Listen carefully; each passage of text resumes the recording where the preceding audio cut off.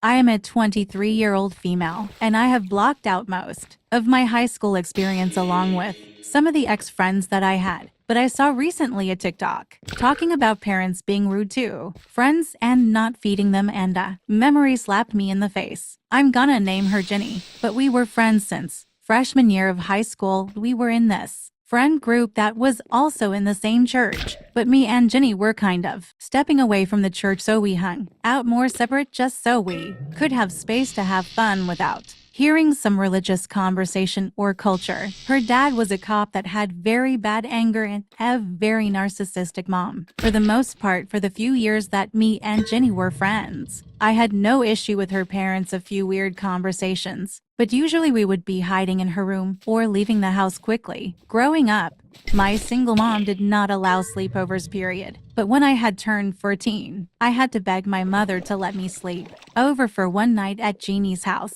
with the explanation that her dad was visiting family in a different state. It was a house of sisters, and I would be texting her constantly. My mom finally agreed. Jenny had to do some charity work with the church, so I was gonna go over to our house later in the evening, so my family and I ate dinner together. My mom dropped me off later. Jenny was home alone when I was dropped off and made herself some ramen, and we just hung out and watched movies until her mom came out and went to the kitchen. She was moving things around loudly and opening and closing cabinets and the fridge a lot. Jenny and I looked at each other, confused at what her mom was doing, especially when she started stomping out, but her face looked calm. "Did you eat dinner?" she directly asked me. I nodded my head and told her I did, this then made her laugh, gesturing to her kitchen. "I know, I can tell you've eaten me out of house and home." I looked at her confused because I ate at home, and before I could even explain, she started calling me fat and piggy, and then screamed at me to pack my bags and get out of her house. I had to quickly pack my stuff